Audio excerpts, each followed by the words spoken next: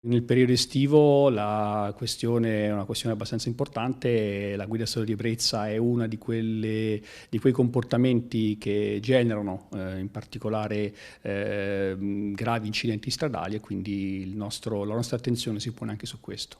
Guida sotto l'effetto di alcol e stupefacenti. I carabinieri intensificano i controlli sulle strade della Marca, che già la notte scorsa hanno portato i primi risultati con 2 patenti ritirate.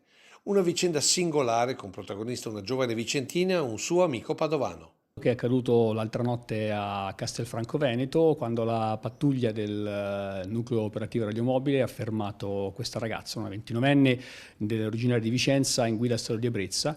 Aveva un tasso pari a 1,55, quindi un tasso abbastanza importante. Quando si è trattato poi di chiamare qualcuno per affidare l'autovettura affinché potesse poi rientrare nella sua abitazione, la ragazza ha chiamato un amico, al quale poi i carabinieri, come doveroso, hanno fatto la prova del test per l'uso di stupefacenti ed è risultato positivo. Positivo alla cocaina che l'uomo ha ammesso di aver assunto, ma il giorno prima.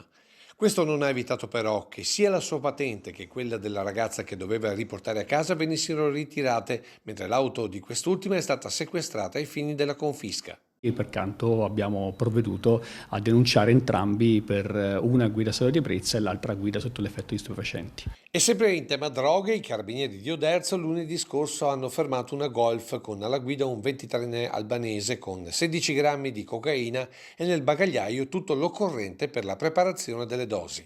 Sostanza da taglio, bilancino di precisione, buste di cellophane e addirittura relativa macchinetta per il sottovuoto.